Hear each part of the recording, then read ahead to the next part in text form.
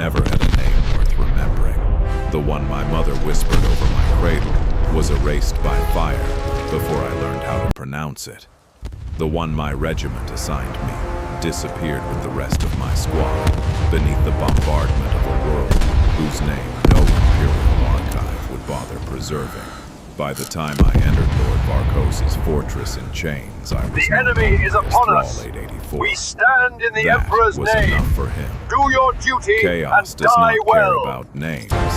It counts usefulness, measures obedience, and remembers only the screams that please it. The first thing I noticed about Lord Varkos was not his armor. It was not the mountain of crimson ceramite, riveted together with black iron and transcription.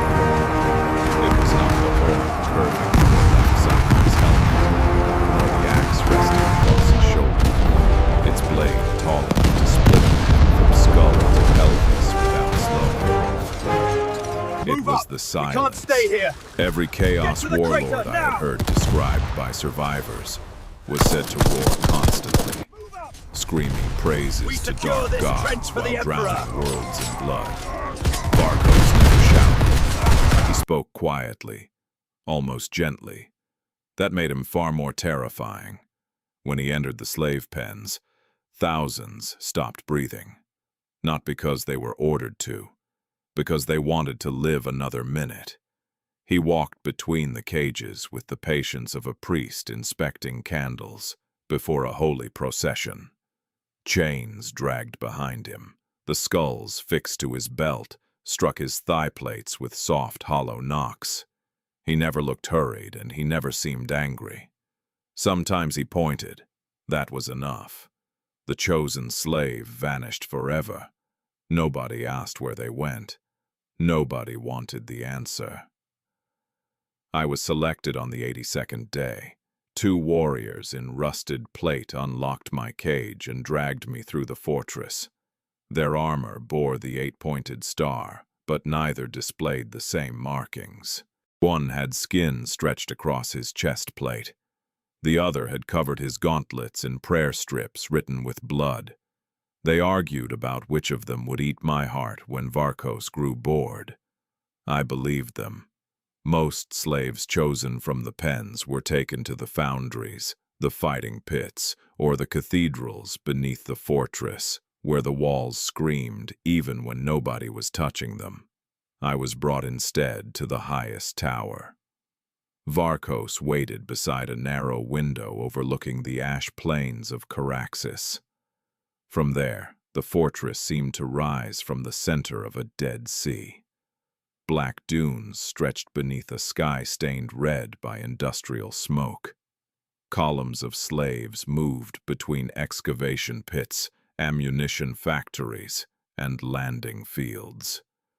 Beyond them stood mountains of glass created when Varkos' fleet burned the planet's cities. I knelt because I had learned that surviving often began with kneeling. "Stand," he said. His voice came through the grill of his helmet as a low mechanical rumble. I stood. "You can read." It was not a question. "Yes, Lord. You serve the Corpse Emperor." "Yes, Lord. As a soldier." "Signal Auxiliary, 43rd Lutheran Infantry." His helmet tilted slightly. "Luthra." I waited. "Your world possessed green oceans," he said. It took me a moment to understand. "Yes, Lord. And white forests." "Yes. I saw it once." I stared at the floor. No Imperial soldier was supposed to know where the enemy had traveled, or what he remembered. We were taught that traitors possessed no past. They sprang fully formed from the warp, hateful and corrupted, without childhoods, homes, or memories. Varkos moved closer. I asked a question, Thrall. I realized I had missed it. "Forgive me, Lord." I asked whether the oceans truly glowed at night. They did. Why? Small living things in the water. My father called them lantern mites, but they were not mites. When the waves broke, they shone. For several seconds he said nothing. Then he turned away. You will maintain my chamber. You will clean what you are ordered to clean. You will read what I command you to read. You will touch nothing else. Yes, Lord, if you attempt to kill me, do not waste the opportunity. I looked up before fear could stop me. He was watching me. Your hesitation is disappointing, he said. I would need a weapon. There are 37 objects in this chamber, capable of killing an unarmored human. You are not unarmored. No, and you are not human. The two guards behind me began to laugh. Vhalos did not. Neither are you, he said. Not any more. That was my first conversation with the warlord I would eventually be accused of murdering. My duties were simple. I cleaned his armor after battle. I polished the teeth mounted around his throne. I sorted campaign records, execution lists, ammunition reports, and astropathic fragments. I burned petitions from lesser captains and copied the names of conquered worlds into a ledger bound in human skin. Most importantly, I read to him. Vhalos possessed archives stolen from Imperial libraries, shrine worlds, administratum vaults, and the private collections of governors. He made me read histories, military reports, saints' lives, regimental memoirs, and transcripts of trials conducted centuries before my birth. He was especially interested in defeats. He wanted to know which commander had hesitated, which regiment had broken, which world had been sacrificed to save another. He listened to every detail without moving, sometimes for hours. I did not understand why a servant of chaos cared about the bureaucratic corpse of Imperial history. I also did not understand why he never asked me to read the scriptures of his gods. There were thousands of such volumes in the fortress. I had seen them chained to altars, their pages turning without wind. Vhalos ignored them. He wanted Imperial records. At first, I assumed he was searching for weaknesses. Later, I realized he was searching for himself. His chamber was large enough to contain a chapel. The walls were bare black stone. There were no banners, no trophies from famous enemies, and none of the writhing icons displayed by his lieutenants. Only 3 objects seemed personal. The first was a broken sword mounted above the throne. The second was a small wooden box sealed by a bronze clasp. The third was a painting hidden behind a curtain at the rear of the chamber. I discovered the painting by accident during my 4th month of service. Vhalos had departed to crush a rebellion in the western foundries. I had been ordered to remove soot from the walls. While moving a cleaning frame, I caught the curtain with the handle. The cloth fell. Behind it was the image of 7 warriors in pale gray armor standing beneath a golden sun. They were space marines, though their plate was not corrupted. Their pauldrons bore the symbol of a black flame contained within a silver circle. The warrior at the center held a long sword with a broken tip. His helmet was removed. He had a stern face, dark hair cut close to the scalp, and a thin scar running from his left temple to his jaw. I knew that face. It had changed. Centuries of war, mutation, and hatred had reshaped it. The skin was now pale and split by ritual scars. Brass nails lined the brow. One eye had become a black lens, and the other burned with chemical fire. But I knew it. The warrior in the painting was Vhalos. Before I could replace the curtain, the chamber door opened. He entered alone. Blood covered his armor from helmet to boots. Something that had once been human hung from the teeth of his axe. I knelt. Vhalos looked at the fallen curtain, then at me. The air seemed to tighten. I did not mean to uncover it, I said. Did you recognize the warriors? No, Lord. Look again. I obeyed. There were 7. One held a banner. One carried a heavy bolter, another wore the robes of an apothecary. Their armor was worn but clean. They looked like the angels depicted above Imperial altars. "No," I said. "They were called the Ashen Blades." I had heard the name. Every Imperial child knew stories of the Adeptus Astartes, but the details differed from world to world. On Luthra, the Ashen Blades appeared in an old victory hymn. They had defended a pilgrim convoy during the Joran Rebellion and vanished centuries later. "I thought they were destroyed," I said. "They were." His answer was so calm that I forgot to breathe. "Who destroyed them?" I asked. Vhalos reached for the curtain and hung it over the painting. "I did." He walked past me and placed his axe beside the throne. "You will clean the armor." I helped release the locking seals. Removing Vhalos' plate required machinery. Chains descended from the ceiling and attached to rings along his pauldrons and breastplate. Pistons hissed. Armor plates heavier than men lifted away one by one. Beneath the ceramite, he wore a black body glove fitted with tubes and cables. His physical form was enormous, but not as mutated as I expected. His left arm was metal from the elbow down. Scars covered his chest. Some were surgical. Others formed symbols I refused to examine for long. Over his heart was a deep, circular wound. The flesh around it had never healed. Something moved inside. I lowered my eyes. "You may look," he said. I did not. Most men cannot resist. I have seen enough things move inside bodies. On Luthra, after Luthra. The chains lifted the last plate from his back. "Tell me how your world died." The order was unexpected. "It burned. That is not an answer. The fleet arrived during winter. We received reports of rebellion in the southern cities, then reports of plague. The governor declared martial law. 3 days later, Imperial ships began firing. Why? We were told the rebellion had spread. Had it? I don't know. You were a signal officer, an auxiliary.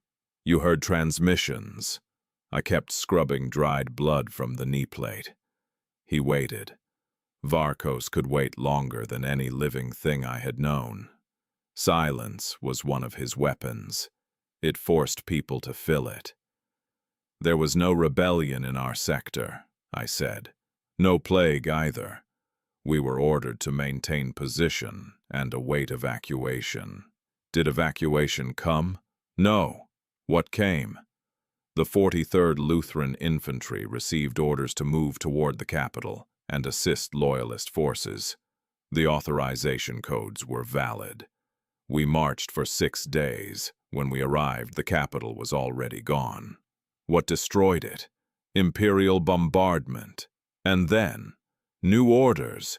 We were declared contaminated. Our own artillery fired on us. My hand had stopped moving. I forced it to continue. I found a damaged Vox unit. I heard officers arguing in orbit. Somebody had transmitted false reports. The fleet believed the entire population had been compromised. Maybe they were right. Maybe there was something I never saw. And what do you believe? I believe my world was inconvenient. The chamber remained silent except for the scraping brush. Vhalos sat on the stone platform where the armor cradle held him upright. "That is how most worlds die," he said. When I finished cleaning the plate, he dismissed me. I reached the door before he spoke again. "Thrall," I turned. "The oceans did not deserve to burn." It was the closest thing to kindness I had heard since my capture.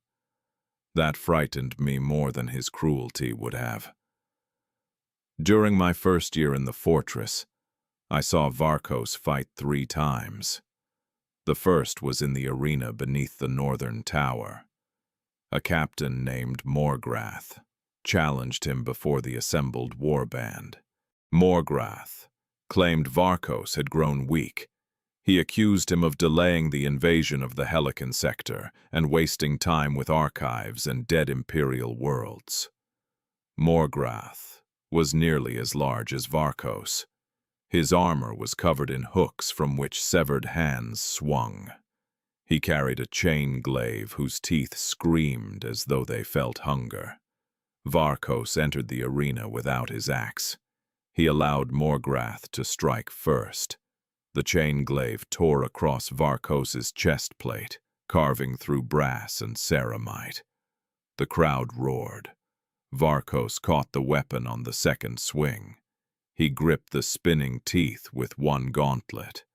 They shredded the armor of his palm, but he did not release them. With his other hand, he seized Morgrath by the throat.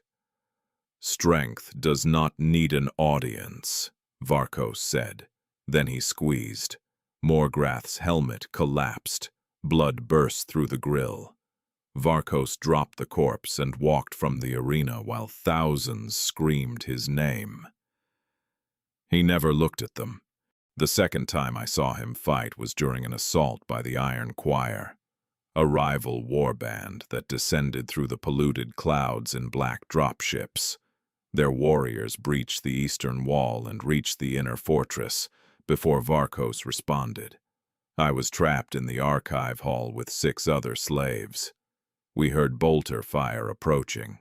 One slave prayed. Another tried to hide inside a cabinet. The oldest simply sat against the wall and closed his eyes. The doors exploded inward. 3 Iron Choir Marines entered. They killed 2 slaves before seeing me. One raised his bolter. Vhalos came through the wall. Not the doorway, the wall. Stone shattered around him. His axe struck the first attacker in the side, passed through armor, bone, and both hearts, and continued into the second. The third fired at point-blank range. Explosive rounds burst across Vhalos' chest and shoulder. He did not slow. He tore the Marine's helmet free with both hands.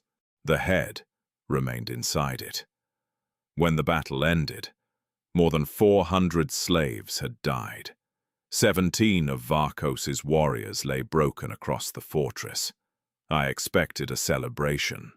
Instead, he ordered the enemy dead removed and the slave bodies burned. "All of them?" asked his executioner, a warrior called Routh. "All," Vhalos replied. "Their skulls could line the gate. They were not soldiers." Routh looked toward the piles of slaves. "They belonged to you." "No," Vhalos said. "They belonged to no one." Routh's helmet turned slowly toward him. I believed he would challenge Vhalos as Morgrath had. He did not. Not then. The third time I saw Vhalos fight, he killed an unarmed child. The child was brought from a settlement discovered beneath the glass mountains. The inhabitants had survived the planetary burning by sealing themselves in mining tunnels. They had lived there for generations, worshipping the Emperor in darkness while Vhalos' armies marched above them. His warriors dragged the survivors into the courtyard. There were fewer than 200, old people, miners, mothers holding thin children. Routh demanded an offering to the blood god. Vhalos stood on the steps above them. The child was pushed forward. He could not have been older than 7. He wore a necklace made from machine washers and held a small wooden aquila in one fist. Routh gave Vhalos a knife. "Let them see their master," he said. Vhalos descended the steps. The child tried not to cry. I watched from behind the line of household slaves. Vhalos knelt. For one impossible moment, the giant and the child faced each other at the same height. "What is your name?" Vhalos asked. The child said nothing. Routh laughed. Vhalos looked at the wooden aquila. "Who gave you that?" "My sister." "Where is she?" "Dead." "Who killed her?" The child pointed at one of Vhalos' warriors. The courtyard fell silent. Vhalos looked toward the accused Marine. The warrior shrugged. All blood is tribute. Vhalos turned back to the child. Do you hate me? Yes. Good. Then he drove the knife through the child's heart. The boy died instantly. Vhalos rose and handed the bloody blade back to Routh. Kill the rest, he said. The massacre lasted 11 minutes. I hated him then. Until that moment, I had allowed myself to imagine there was something different about Vhalos. I had mistaken restraint for mercy, thoughtfulness for remorse. I had listened to him speak of burned oceans and almost convinced myself that the monster remembered justice. The courtyard taught me the truth. A beast that hesitates before feeding is still a beast. That night I decided to kill him. The opportunity came 2 weeks later. Vhalos returned from the southern excavation fields with his armor damaged. A meltablast had fused the rear plates and burned through several life support lines. The armor cradle struggled to remove them. He ordered everyone else from the chamber. I remained to cut away the ruined cables. When the breastplate lifted, I saw the circular wound over his heart again. This time it was open. Inside was not flesh. Inside was light. A faint golden glow pulsed beneath his ribs. Each pulse illuminated black veins spreading across his chest. Vhalos stumbled. One knee struck the floor, hard enough to crack stone. I had never seen him weakened. A cutting blade lay beside the armor cradle. 37 objects in the chamber could kill an unarmored human, he had told me. The blade was not large enough to kill an Astartes. But the wound over his heart was already open. I picked it up. Vhalos heard the movement. He looked at me. He did not reach for a weapon. Do it, he said. I held the blade with both hands. Why? Because you decided to. Why aren't you stopping me? I want to know whether you are still capable of choosing something. I stepped closer. The golden light pulsed. Images moved within it. For an instant, I saw 7 warriors in pale gray armor standing beneath a golden sun, then a battlefield, then a girl beneath falling ash, then Vhalos kneeling before a broken sword. I stopped. What is inside you? His expression twisted. It was the first time I had seen his bare face show fear. Nothing. That is not nothing. Strike! The blade trembled in my hands. I thought of the child in the courtyard. I thought of my regiment disappearing under Imperial shells. I thought of every slave taken from the pens. I drove the blade down. Vhalos caught my wrist. He moved so quickly I did not see his hand rise. The bones in my arm creaked beneath his grip. You hesitated, he said. So did you. His fingers tightened. Pain turned the chamber white. I expected him to crush my arm. Instead, he released me. The blade fell. Vhalos rose with difficulty and closed a metal seal over the wound. Leave. I did not move. You killed that child, I said. Yes. You could have refused. Yes. Then why did you do it? He looked at me with his remaining human eye. Because Routh was watching. I laughed. I could not help it. The sound was bitter and ugly.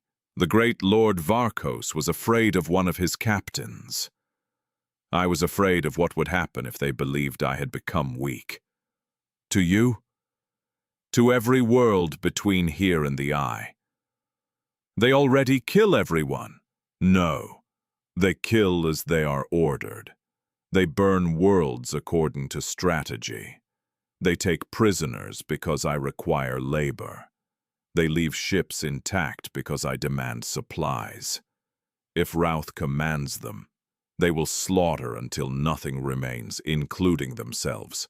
And the people in the courtyard. A price. You expect me to understand.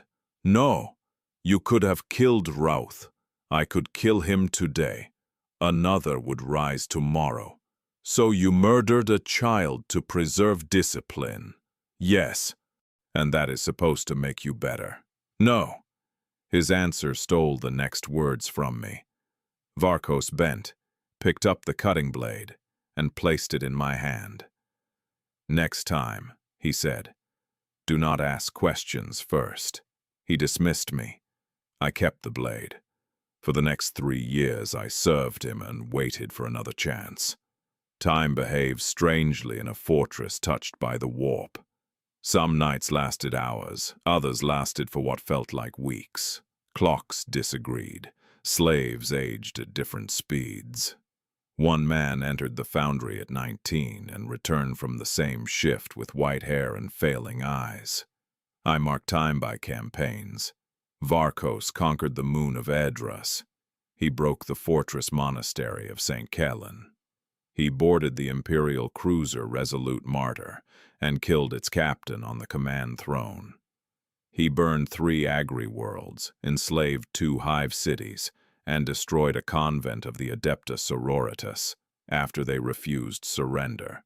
Each victory brought trophies, prisoners, and new warriors to his banner. It also made him quieter. He spent longer periods alone before the hidden painting. Sometimes I heard him speaking in a language I did not recognize. Sometimes another voice answered. The second voice came from his chest. At first I believed it was machinery.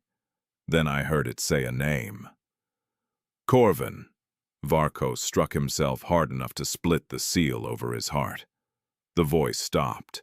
I was kneeling beside a table, sorting battlefield reports. He turned toward me. You heard nothing. Yes, Lord. What did you hear? Nothing. He stared at me for a long time. Liar. Yes, Lord. He almost smiled. After that, he no longer dismissed me when the voice began. It never spoke loudly. It was barely more than a whisper beneath the hum of the chamber. Sometimes it repeated the same words. You promised. Remember Tarsis. 7 stood. 1 returned. Her name was Elia. The fire was yours. Vhalos responded only when he believed himself alone. I remember. You are dead. I had no choice. I did not know. Be silent. Once, while I cleaned blood from his axe, I asked who Corvin had been. Vhalos' gauntlet closed around the axe handle. An oath-breaker. Did you kill him? Yes. Was he one of the Ashen Blades? He was their captain. The warrior at the center of the painting had carried the broken sword. Vhalos' sword. The answer was obvious. I did not speak it. He spoke it for me. Corvin Hale was my name. The chamber seemed colder after that. Before Vhalos, I asked. Before truth. What truth? That loyalty is a chain forged by liars. He rose and crossed to the window. Far below, the fortress guns fired at shapes moving across the ash plain. The Ashen Blades were created to protect the Helican marches, he said. For 4 centuries we obeyed. We destroyed rebels, Xenos, heretics, and worlds declared lost by men who had never seen them. We believed obedience was purity. What changed? Tarsis. The word had been repeated by the voice in his chest. What happened there? His shoulders became still. We were ordered to defend it. From chaos, from the Imperium. I said nothing. Vhalos looked out over the dead world. Tarsis was a shrine moon. 9 million pilgrims lived beneath its cathedrals. A warp storm isolated the system for 13 years. When the storm lifted, an inquisitorial fleet arrived. They claimed the population had been corrupted. Had it? There were cults. There are always cults. We destroyed them. And the Inquisition ordered extermination. You refused. Our chapter master demanded proof. The Inquisitor gave him an hour to comply. What did you do?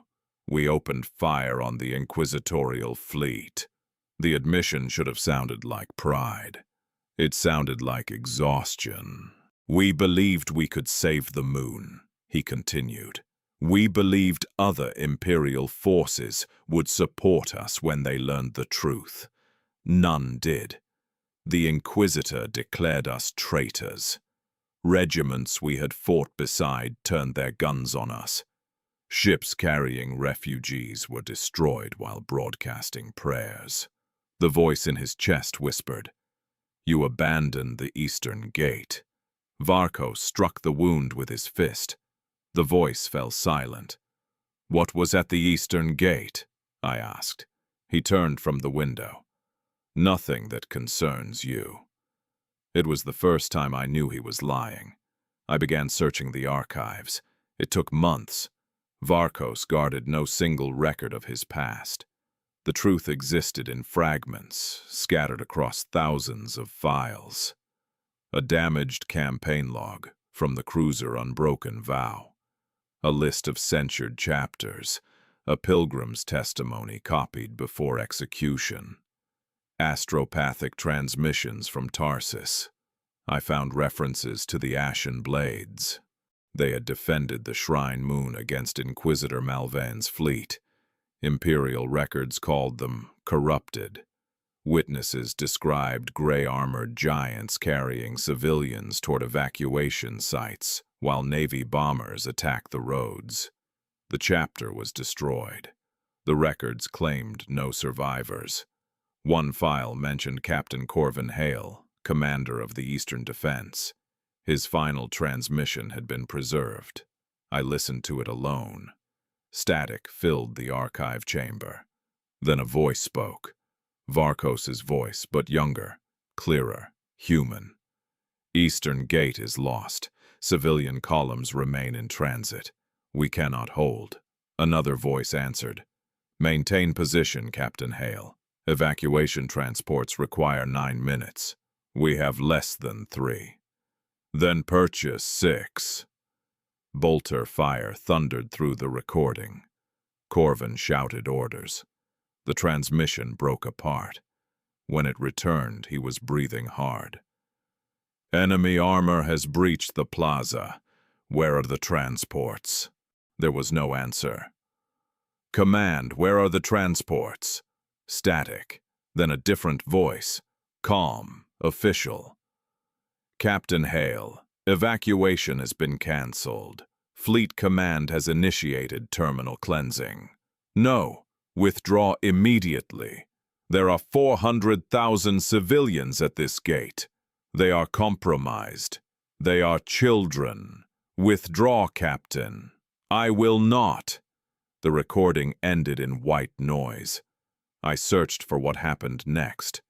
The Eastern Gate was consumed by orbital fire. 400,000 civilians died. Corvin Hale survived.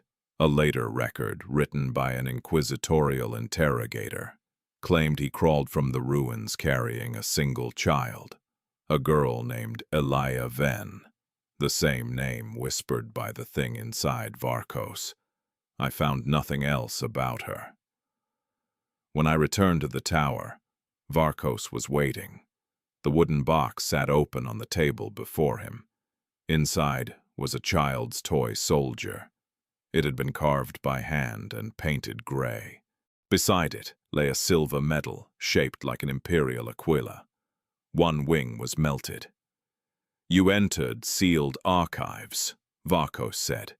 It was not a question. "Yes. You heard the transmission?" "Yes. You know what happened." "I know what the records say." "Records lie. So do warlords." His eye narrowed. I waited to die. Vhalos touched the toy soldier with one metal finger. "Elia gave me this in the ruins," he said. "She believed I had saved her." "You did. I carried her on to the last transport. That sounds like saving. I told her the Emperor had protected her." The laugh that followed contained no humor. "I still believed it then." "What happened to her?" "She was taken by the Inquisition." And you, I was taken by rage. The golden wound beneath his chest seal brightened. The voice whispered, "You left her." "I went after the fleet," Vhalos said. "My brothers followed. We hunted Malven for 11 years. Every battle pushed us farther from the Imperium. Every ally we found demanded a price. Chaos. We did not call it that. What did you call it?" "Freedom." The word lingered between us. "What happened to the other 6 warriors in the painting?" Vhalos looked at the covered image. "Bareth died at Cinder Reach. Solon offered his soul to a creature he believed he could control. Apothecary Ven became something that fed on our wounded. Cassar tried to return to the Imperium. I killed him. And the others. Routh killed them. I thought of the executioner standing beside the child in the courtyard. Routh was an ashen blade, our chaplain. The thought sickened me. He remembers what you were. He remembers what we became. Why do you keep the painting?" Vhalos closed the wooden box. "To ensure that hatred remains accurate. That is not why." His head lifted. I had crossed a line. For once, I did not care. "You keep the box," I said. "You listen to Imperial histories. You remember the worlds you failed. You let the voice speak. You presume much for a slave. You let me!" His fist struck the table. Stone shattered beneath it. The wooden box fell, spilling the toy and metal onto the floor.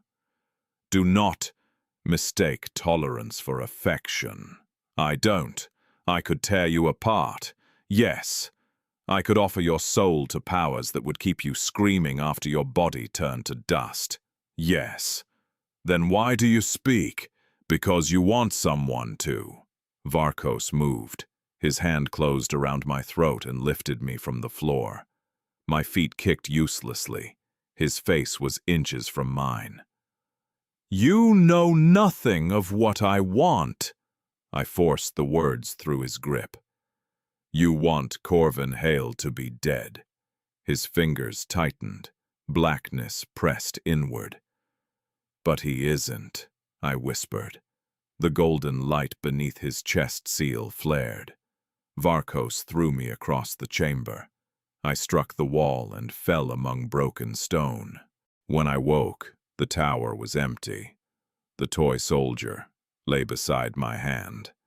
I hid it inside my clothing. I do not know why. Perhaps I intended to use it against him. Perhaps I wanted proof that the monster had once protected something small. 3 days later, Vhalos announced the invasion of the Helican sector. His captains gathered in the throne hall. Routh stood at his right hand. The former chaplain wore black armor covered in bronze faces. Some whispered. Others screamed. A Crozius hung at his side, its head reshaped into the Star of Chaos. Across the hall waited sorcerers, berserkers, mortal generals, and creatures that had forgotten the shapes of men. Vhalos activated a star map. At its center shone a yellow sun. Around it orbited 7 inhabited worlds. "The Helican fleet has been weakened by war," he said. "Its outer defenses will fall within 40 days. We strike through the Kur Passage, divide their naval forces, and take the shipyards at Orison." Routh stepped forward.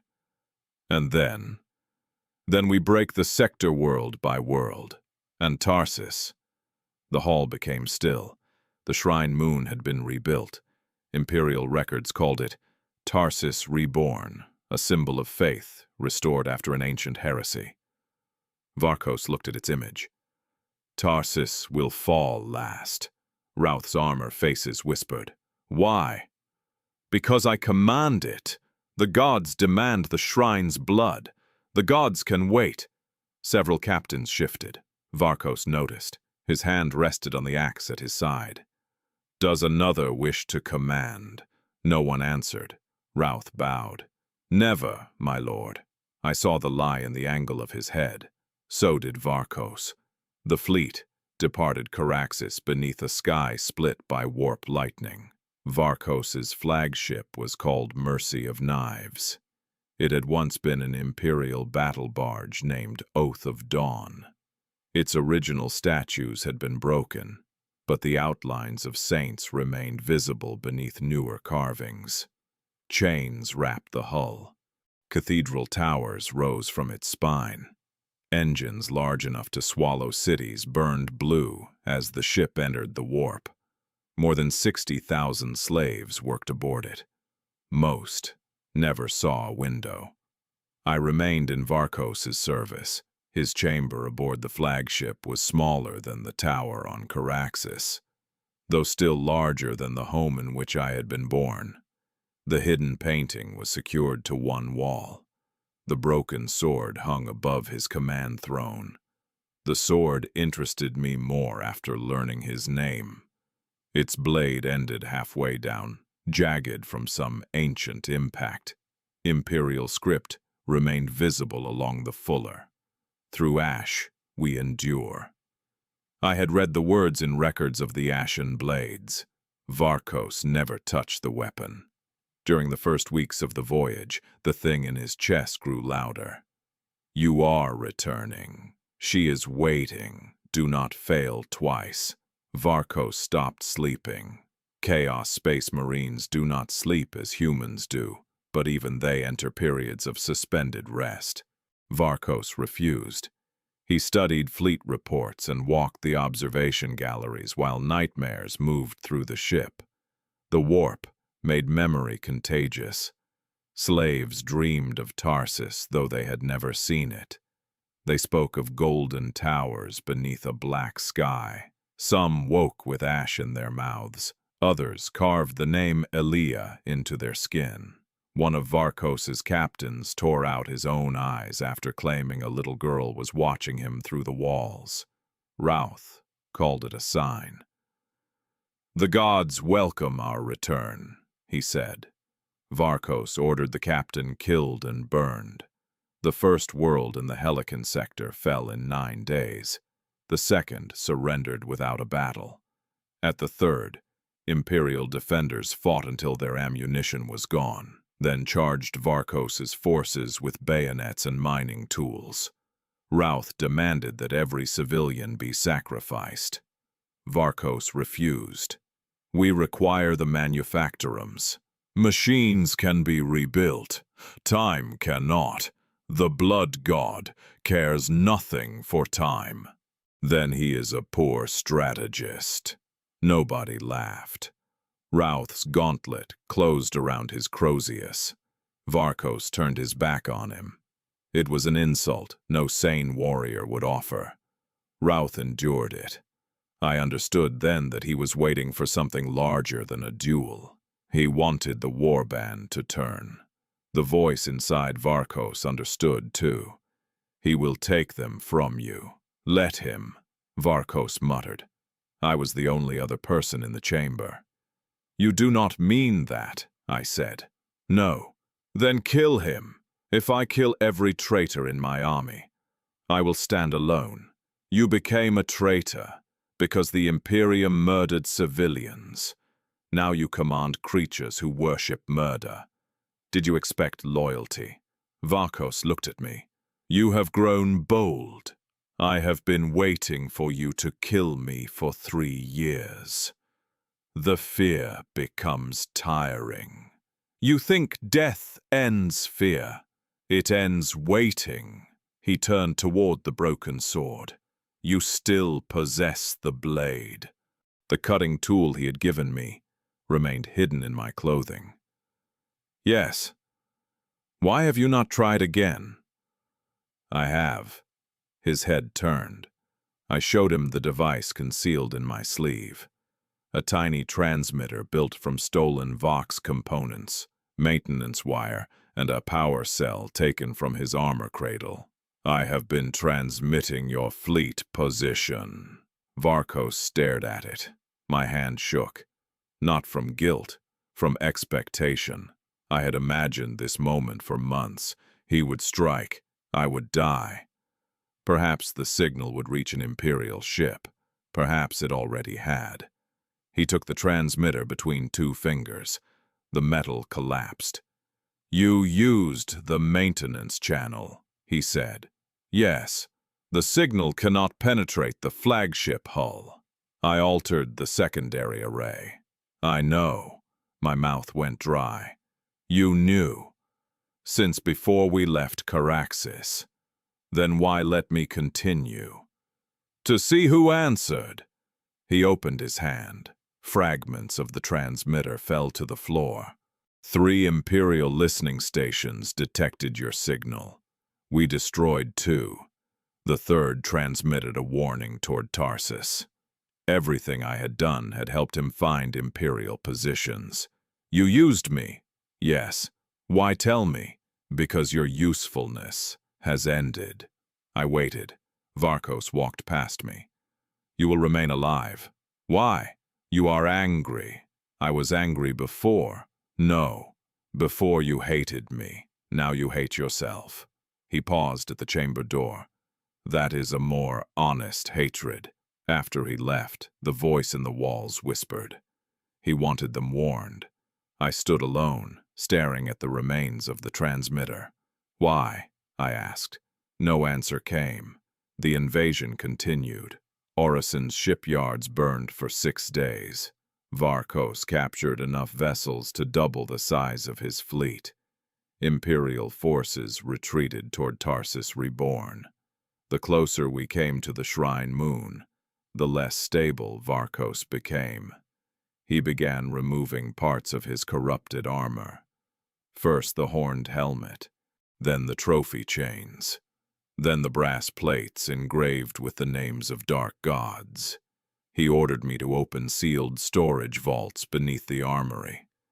Inside lay pieces of his old gray warplate, a pauldron bearing the black flame of the ashen blades, a cracked breastplate, a helmet with a white command stripe. He had kept them for centuries. I cleaned them.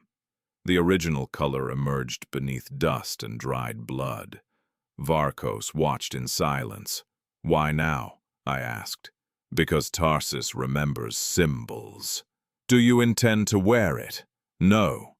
"Then what do you intend?" He looked toward the star map. "To finish what began there." Routh entered without permission. His whispering armor filled the chamber with a sound like insects beneath skin. He saw the gray plate arranged on the table. "So," he said, "the corpse rises." Vhalos did not turn. "Leave." Routh approached the old pauldron. "Our brothers died wearing these colors. Our brothers died because you led them into the temple beneath Malvain's flagship. I gave them power. You gave them chains." Routh laughed. "You speak of chains.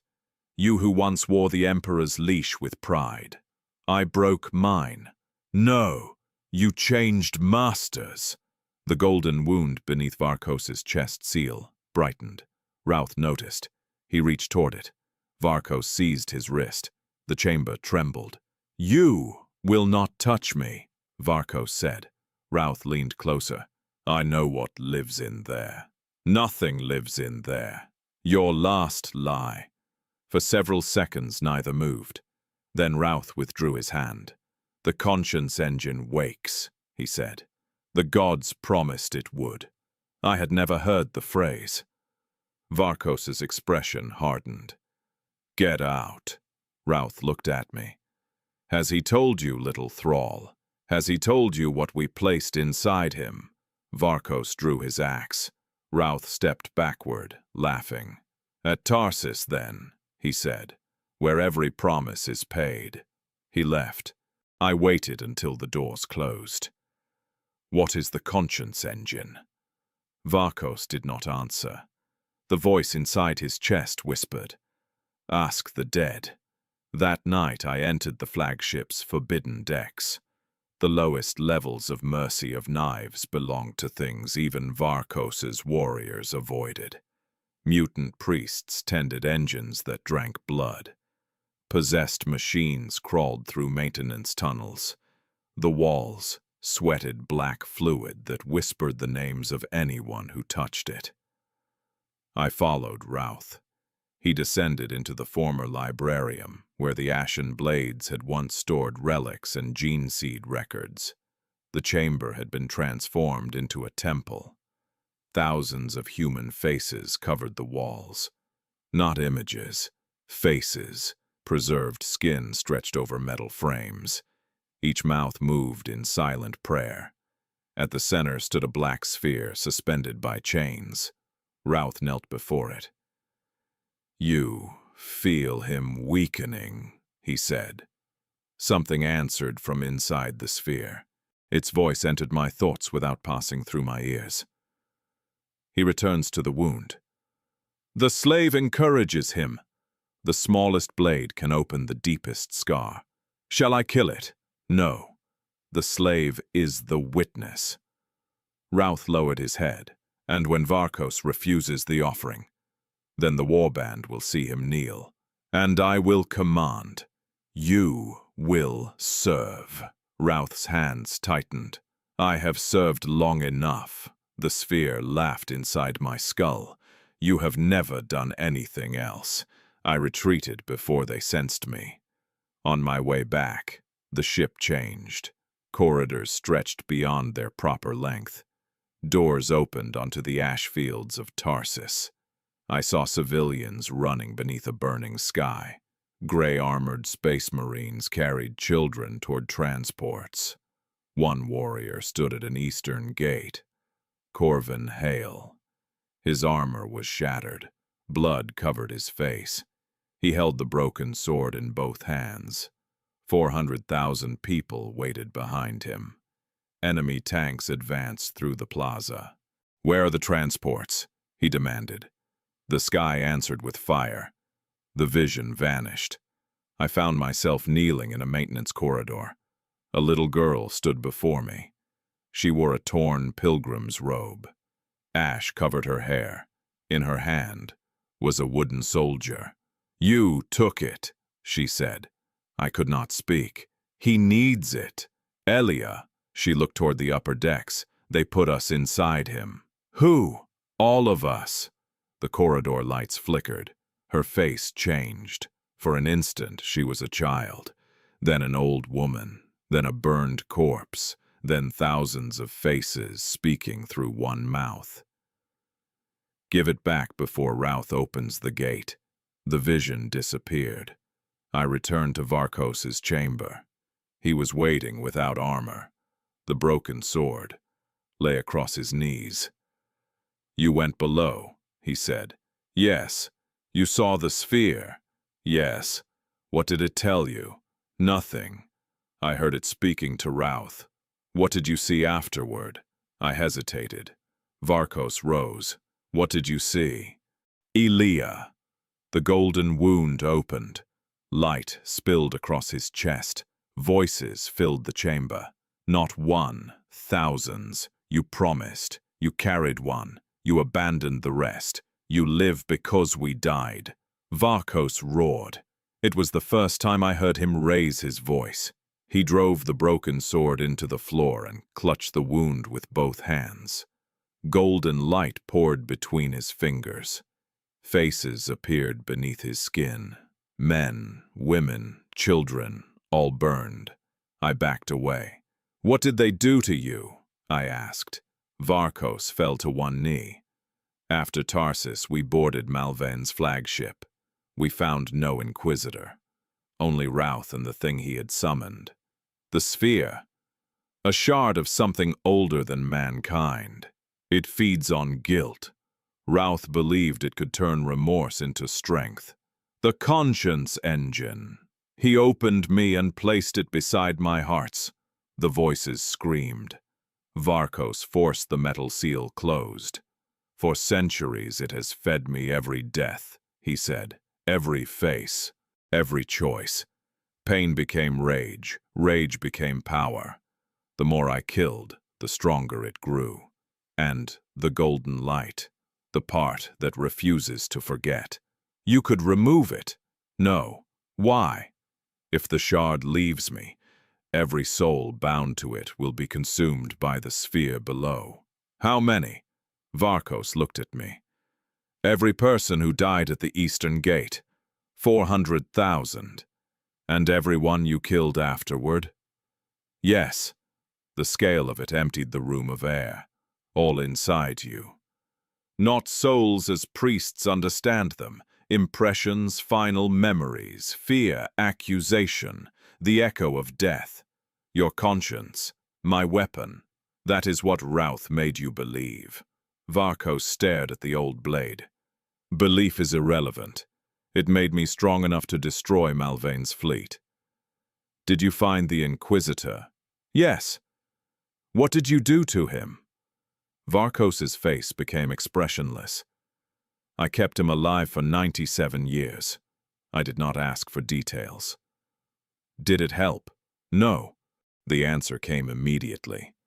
No pride, no satisfaction. Only truth. What happened to Aaliyah?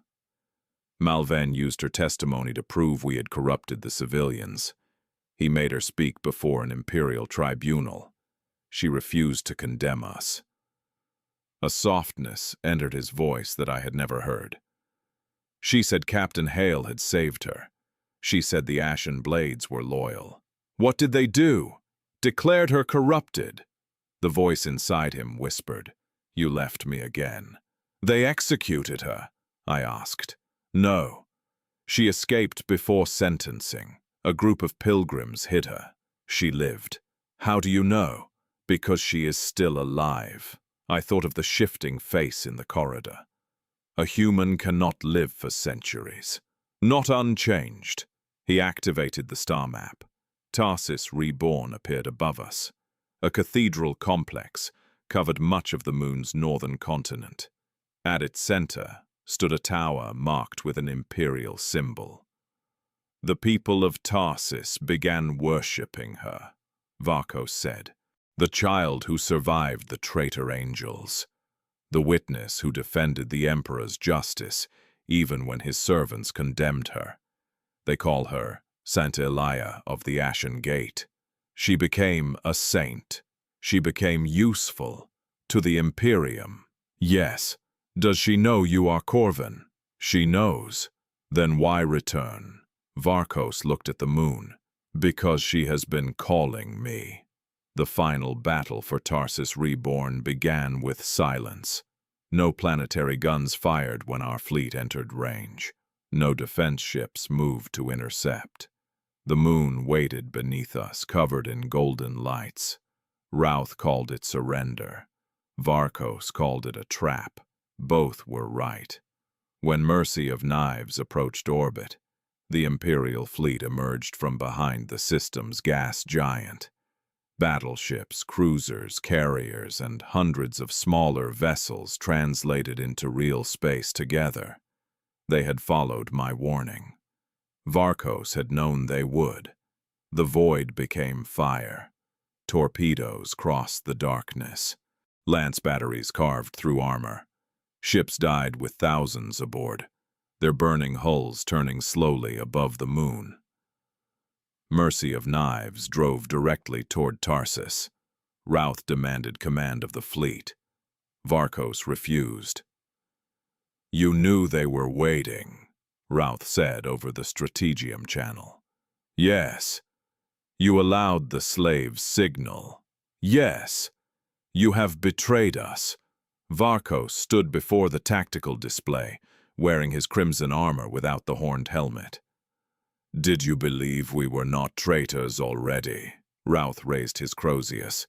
Warriors across the bridge turned their weapons, some toward Vhalos, some toward Routh. The mutiny had begun. Vhalos looked at me. Go to the launch deck. I did not move. Why? Because the bridge is about to become unpleasant. Routh pointed at him.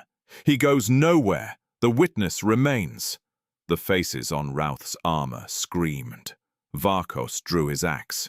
"You wanted command," he said. "Take it." The first bolter fired. The bridge vanished into violence. I crawled beneath a command station as explosive rounds tore bodies apart. Vhalos charged Routh. Their weapons met with a sound that cracked display screens. The old chaplain fought like a creature possessed because he was won. Black limbs emerged from his armor. The bronze faces opened and spat fire. His Crozius struck Vhalos' shoulder, crushing the plate. Vhalos answered with his axe. Routh blocked. The impact drove both warriors through the strategium floor. Their followers turned on one another. Slaves, crew, cultists, and officers died between them. I reached the launch deck with blood on my face and no memory of crossing half the ship. A single gunship waited. Its pilot was an ashen blade. At least he wore their old gray colors. His armor was patched and ancient. The chapter symbol had been burned away. "You are 884, he said. I froze. "Who are you?" "Someone who remembered too late." He removed his helmet. Half his face was machine. I recognized him from the painting. The apothecary. "Ven," I whispered.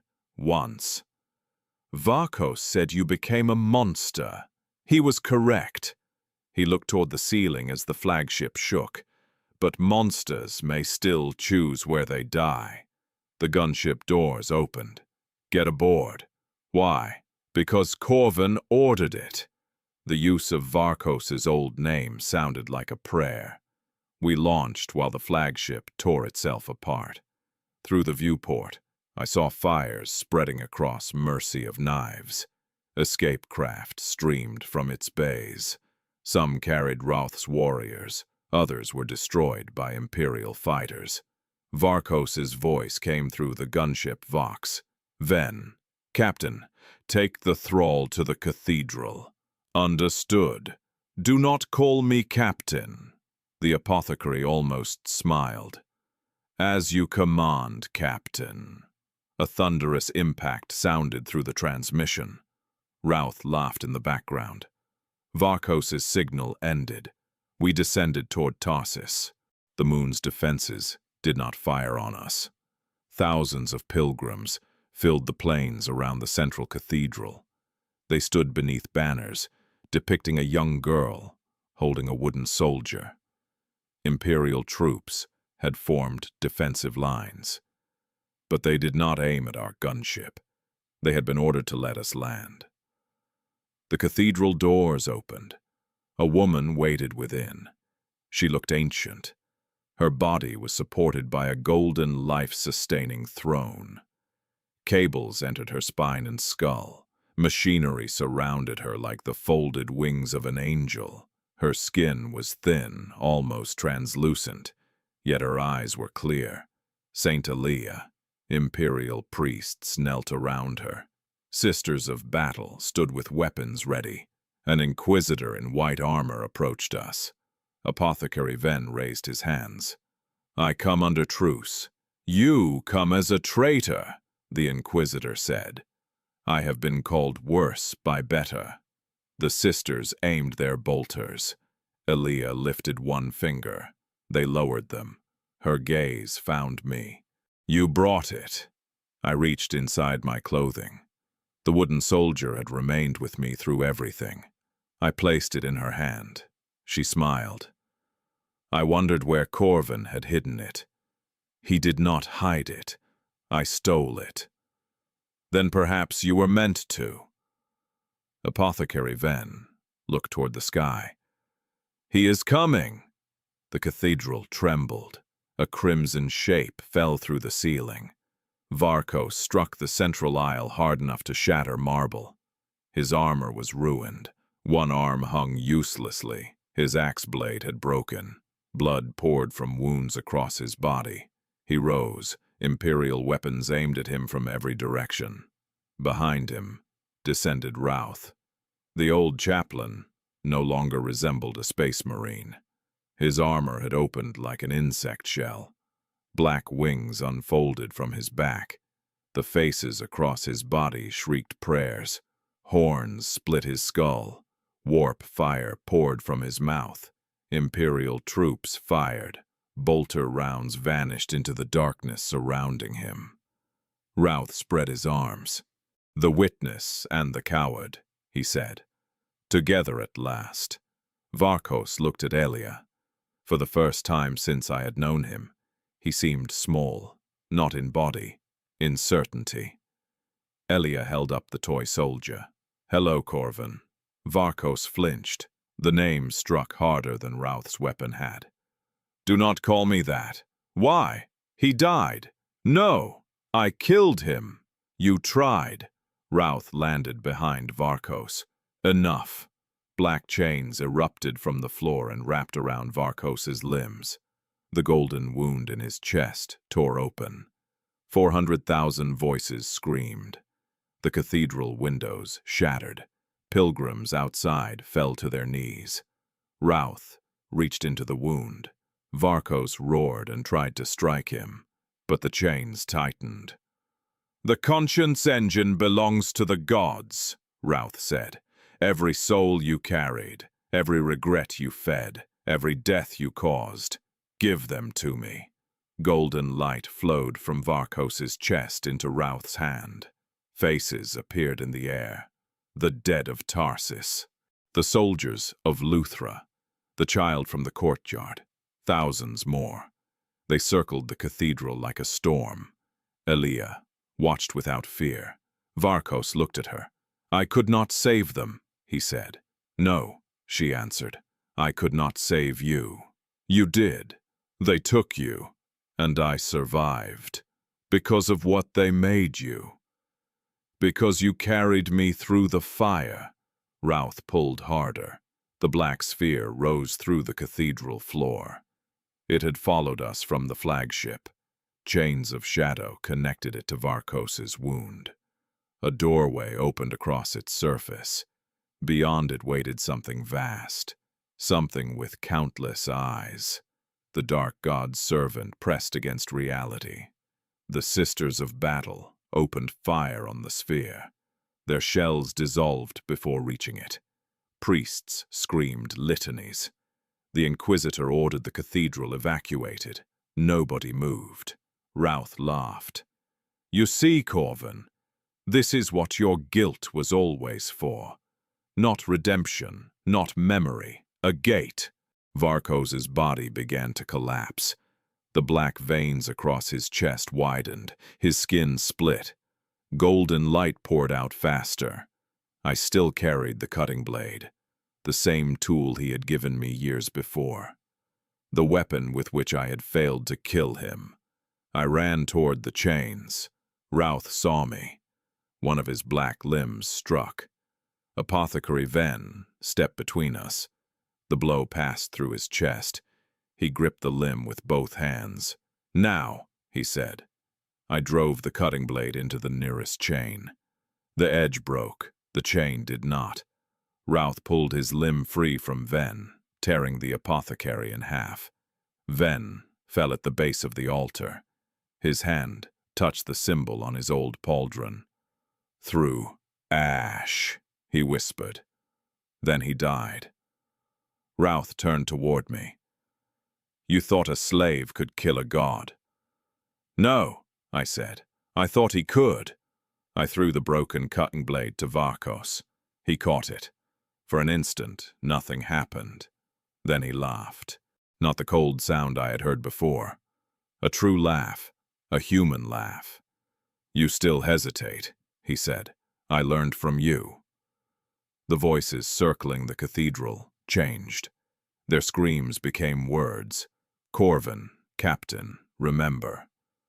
Vhalos looked at the broken blade in his hand, then at the broken sword, lying where it had fallen beside him. The sword he had carried from Tarsis. The sword he had refused to touch for centuries. Elia spoke. 400,000 waited at the eastern gate. Vhalos closed his eyes. "I remember. You bought us 6 minutes. I failed. You stood. The transports never came. You stood anyway. Routh dragged more light from his chest. Vhalos' armor began to burn. Elia's voice remained steady. You think conscience exists to forgive you. Vhalos opened his eyes. It does not. No, it exists to tell you when you have become the thing you once opposed.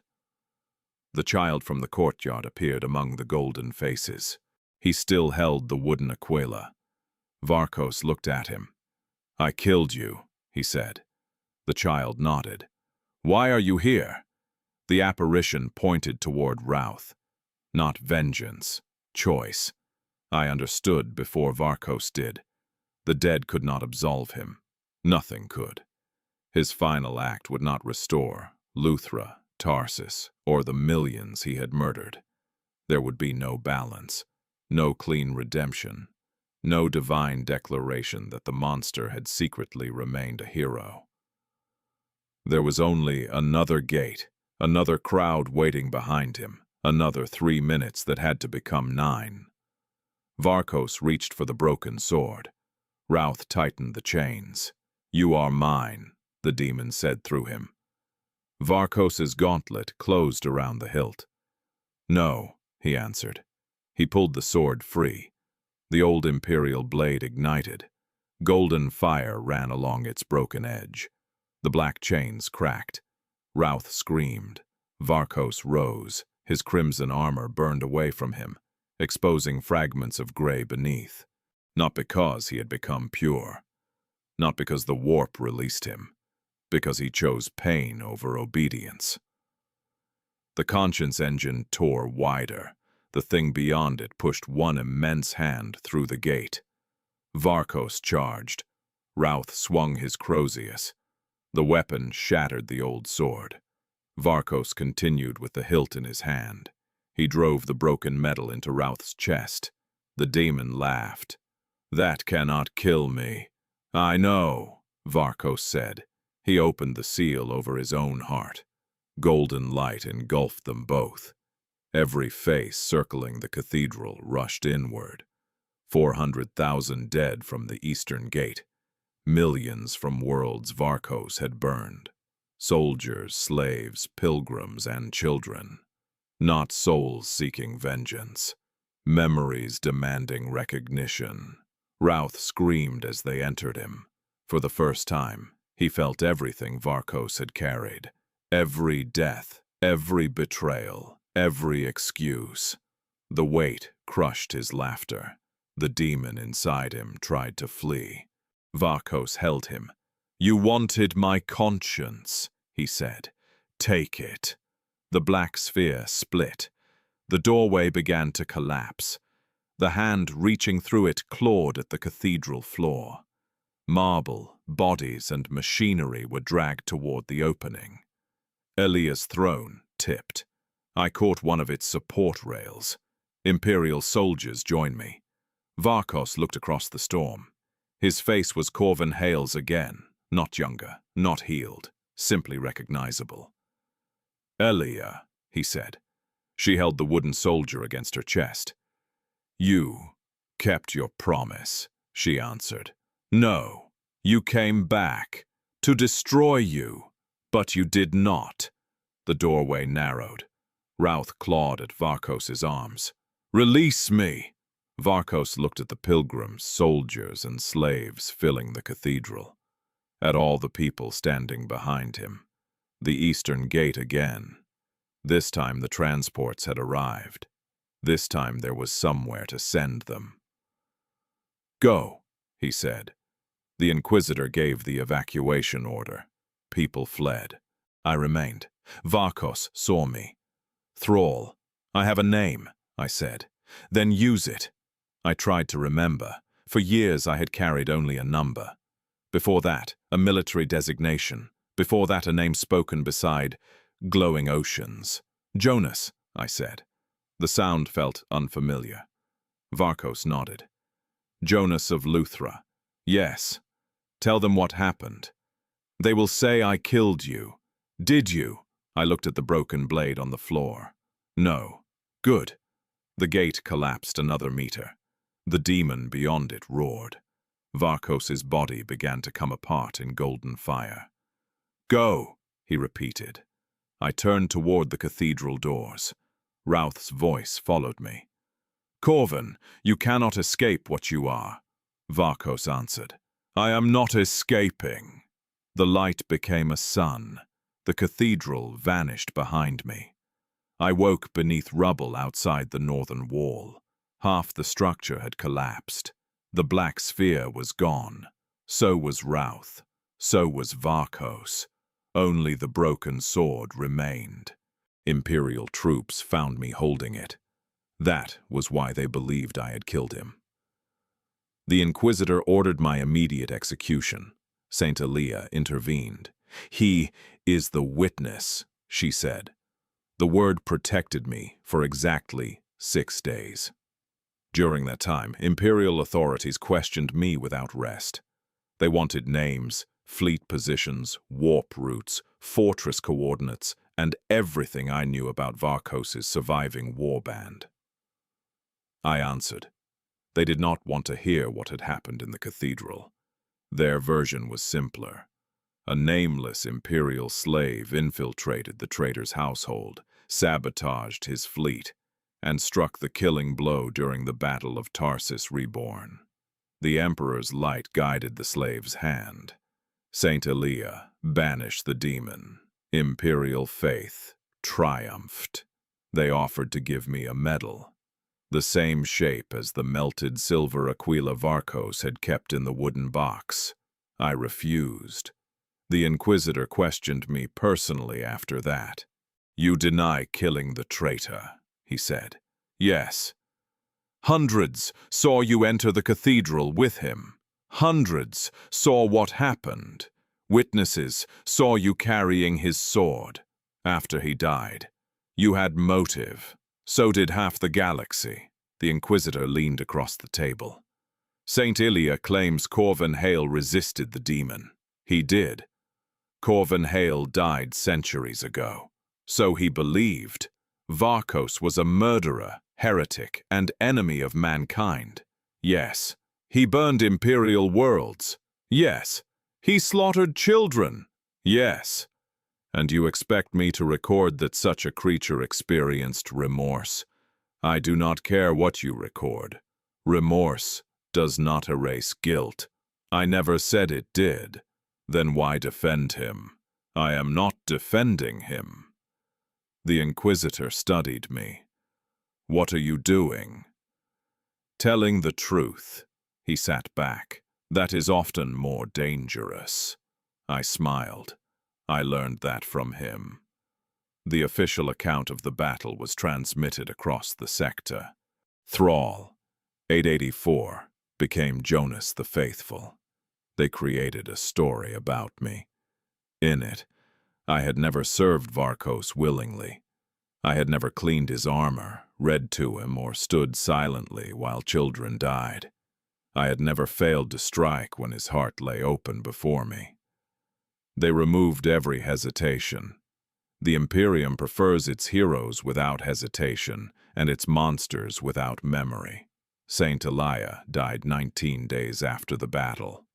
Her life support systems failed as Tarsus's cathedral burned. Before her death, she asked to see me. She was lying beneath white sheets in a chamber overlooking the rebuilt eastern gate. Pilgrims gathered in the plaza below. "You kept the soldier," I said. It rested beside her hand. "He kept it longer.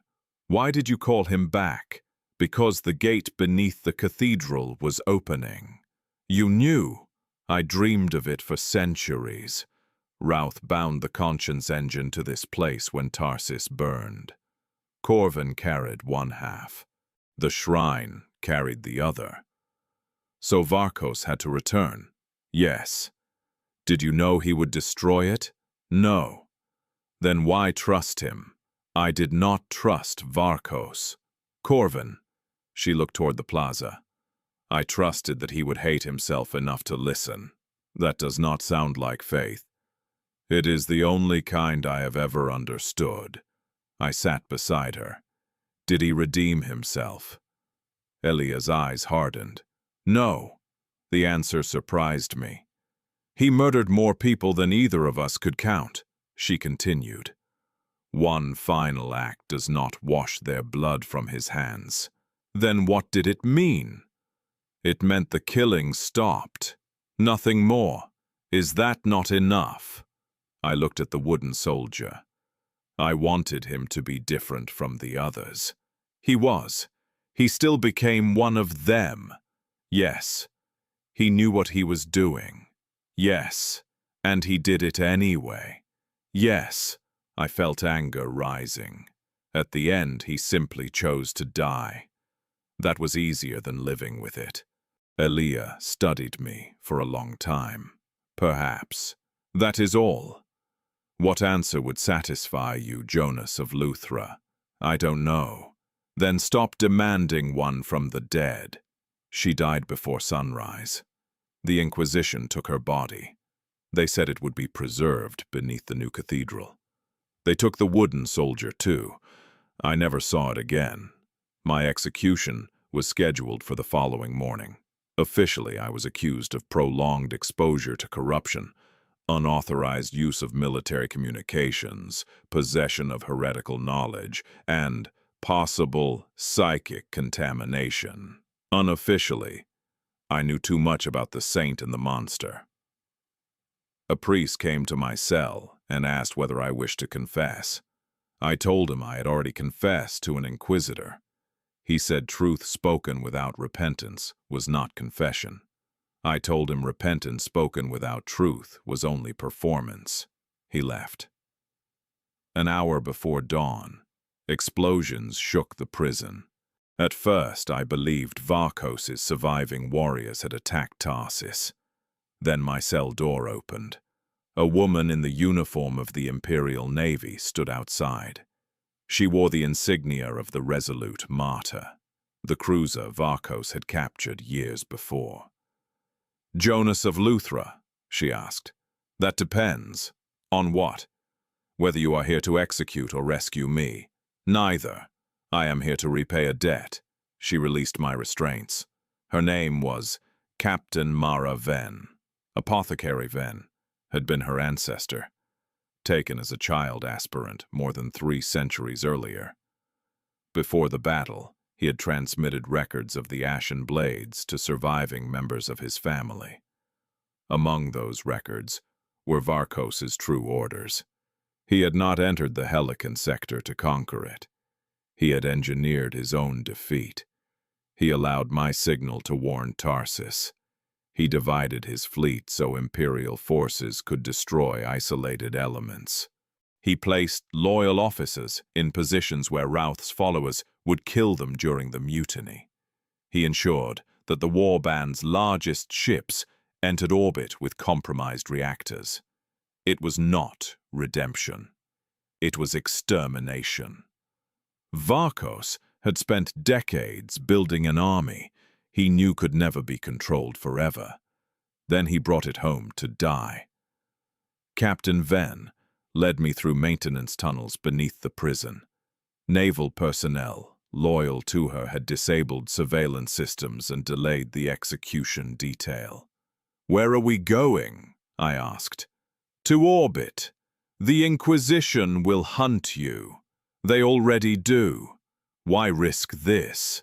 She did not look back, because my ancestor's final message said the witness must survive. We escaped aboard a medical transport. Behind us, Tarsus Reborn glowed beneath the rising sun. Imperial ships filled the sky. Many bore scars from the battle. Official reports declared total victory.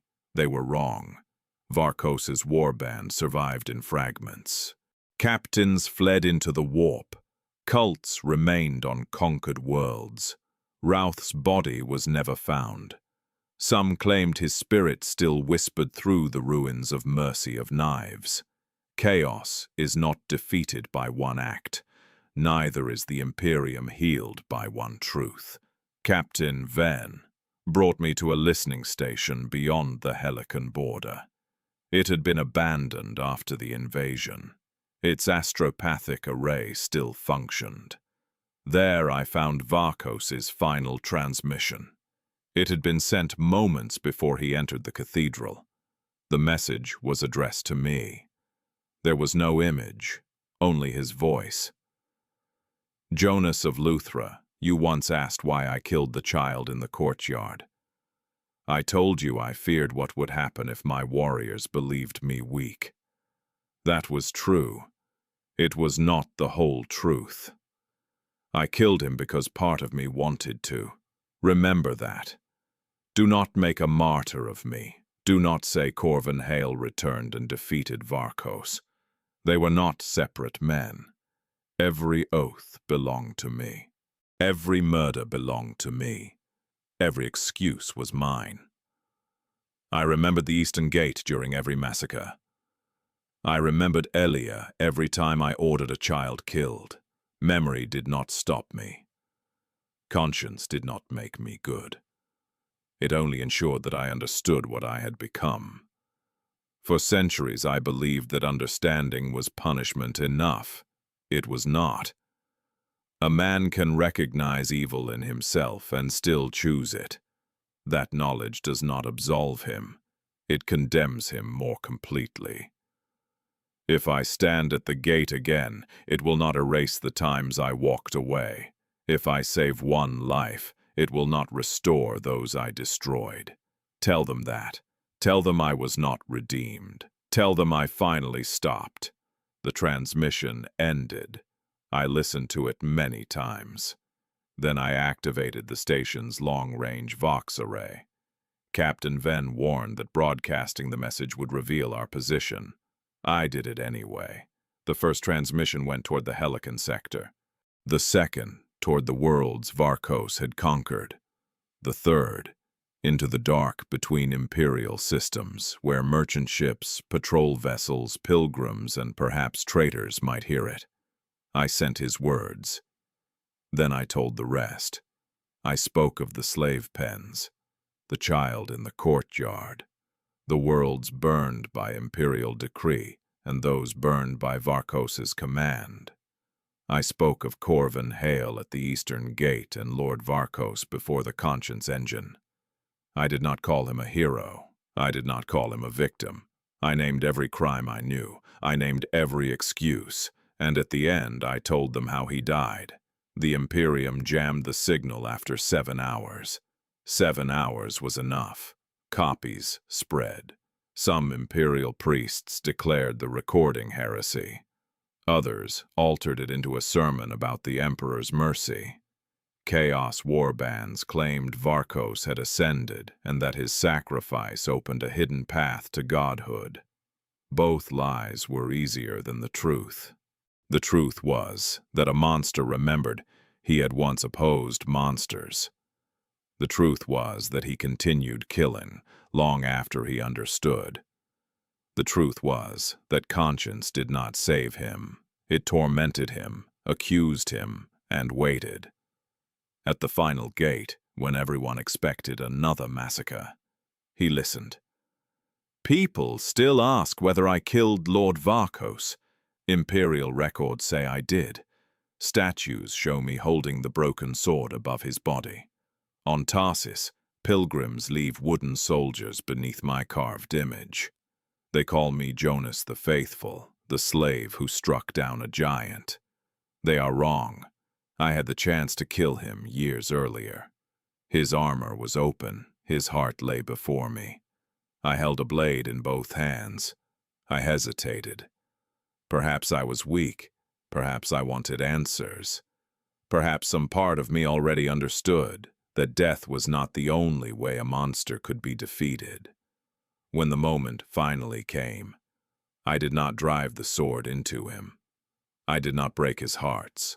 I did not cast him into the warp. I only returned something he had spent centuries trying to bury. His name, his promise, his memory of a child beneath falling ash. Lord Vhalos was not killed by my hand. He was killed by the voice that remained inside him after every prayer had died. He was killed by the faces he could not forget. He was killed by the man he had betrayed, but never fully silenced. He was killed by his conscience. And in the 41st millennium, where entire worlds burn without regret, perhaps that was the rarest weapon of all.